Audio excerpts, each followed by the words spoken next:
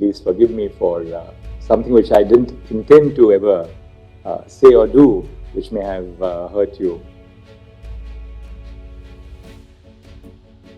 भारत के मुख्य न्यायाधीश न्यायमूर्ति DY चंद्रचूड़ रविवार को पद से मुक्त हो जाएंगे, लेकिन 9 और 10 तारीख को शनिवार और रविवार को कोर्ट की छुट्टी रहेगी। इसीलिए उनके सम्मान में विदाई समारोह 8 नवंबर को ही आयोजित किया गया। सुप्रीम कोर्ट में 8 नवंबर को उनका अंतिम कार्य दिवस था। 10 नवंबर को न्यायमूर्ति चंद्रचूड़ की सेवानिवृत्ति के बाद न्यायमूर्ति संजीव खन्ना उनका स्थान लेंगे। वो देश के 51वें मुख्य न्यायाधीश होंगे। न्यायमूर्ति चंद्रचूड़ ने 9 नवंबर 2022 को भारत के 50वें मुख्य न्यायाधीश के रूप में शपथ ली थी। 13 मई 2016 को उन्हें इलाहाबाद उच्च न्यायालय से पदोन्नत किया गया था। CJ चंद्रचूड़ ने अपने कार्यकाल के आखिरी दिन अलीगढ़ मुस्लिम यूनिवर्सिटी यानी AMU के अल्पसंख्यक दर्जे पर महत्वपूर्ण फैसला सुनाया। उनकी अध्यक्षता वाली 7 जजों की बेंच ने 4-3 के बहुमत से AMU के अल्पसंख्यक दर्जे को बरकरार रखा। लास्ट वर्किंग डे के दिन CJ DY चंद्रचूड़ की एक तस्वीर सोशल मीडिया पर वायरल है। इस तस्वीर में वो सिर को पूरा झुकाकर हाथ जोड़ते हुए नजर आ रहे हैं। ये तस्वीर काफी भावुक कर देने वाली है। इस मौके पर अभिषेक मनु सिंघवी और कपिल सिब्बल समेत कई वकीलों ने ऑनलाइन स्ट्रीमिंग के जरिए CJ को संबोधित किया और न्यायपालिका में उनके योगदान को याद किया। जस्टिस चंद्रचूड़ ने कोर्ट में अपने आखिरी भाषण में कहा, अगर कभी किसी को ठेस पहुंचाई हो तो माफी मांगता हूं। जस्टिस चंद्रचूड़ के आखिरी दिन कई वकीलों ने उनके साथ कुछ हल्के फुल्के पल भी बिताए।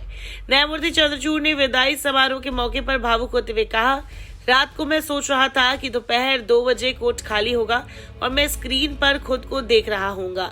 आप सभी की मौजूदगी से मैं अभिभूत हूँ। CJ ने कहा, जब मैं छोटा था तो सुप्रीम कोर्ट में आकर यहाँ की कार्यवाही और कोर्ट में लगी 2 तस्वीरों को देखता था। उन्होंने कहा, बॉम्बे हाई कोर्ट में भी न्यायमूर्ति चागला का बहुत प्रभाव था। उन्होंने आगे कहा, हम सभी यहाँ यात्रियों की तरह है जो कुछ समय के लिए आते हैं, अपना काम करते हैं और फिर चले जाते हैं।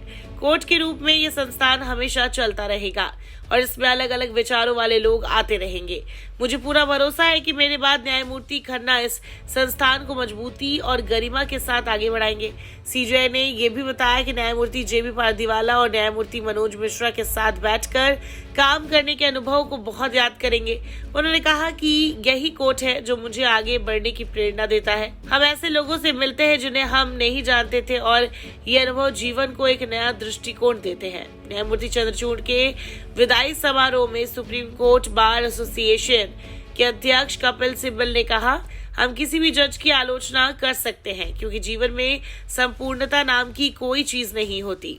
सच भी हमेशा एक जैसा नहीं होता। संपूर्णता और सच दोनों एक जैसे समय और स्थिति के हिसाब से बदलते हैं। हमें किसी व्यक्ति या जज का मूल्यांकन उस समय और हालात के आधार पर करना चाहिए जिसमें हम जी रहे हैं। हम जब न्यायमूर्ति चंद्रचूड़ के बारे में लिखेंगे तो हम उनके फैसलों, उनके व्यवहार, उनकी सादगी, उनके धैर्य पर चर्चा करेंगे। ये सभी गुण एक महान जज के होते हैं। सिब्बल ने आगे कहा, CJ चंद्रचूड़ उन जटिल मुद्दों को सुलझाने के लिए तैयार थे जिन्हें पहले के मुख्य न्यायाधीश सालों तक नहीं सुलझा पाए थे, जैसे कि अनुच्छेद 370 और चुनावी बॉन्ड। आपने इन मुद्दों को सुलझाने की पहल की और इन्हें बड़ी स्पष्टता से सुलझाया। इसीलिए हमें आपका धन्यवाद करना चाहिए और आपको सलाम करना चाहिए। हम आपसे हर बात पर सहमत नहीं हो सकते हैं, लेकिन ये मानना होगा कि आप जटिल मुद्दों को सुलझाने के लिए तैयार थे और आपने ये काम बखूबी किया।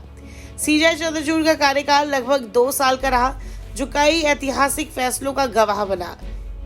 इन फैसलों में अयोध्या में राम मंदिर का फैसला, इलेक्टोरल बॉन्ड को खारिज करना, समलैंगिक विवाह पर संसद पर फैसला छोड़ना, अनुच्छेद 370 हटाने को संवैधानिक ठहराना और दिल्ली सरकार के अधिकारों पर फैसला शामिल है।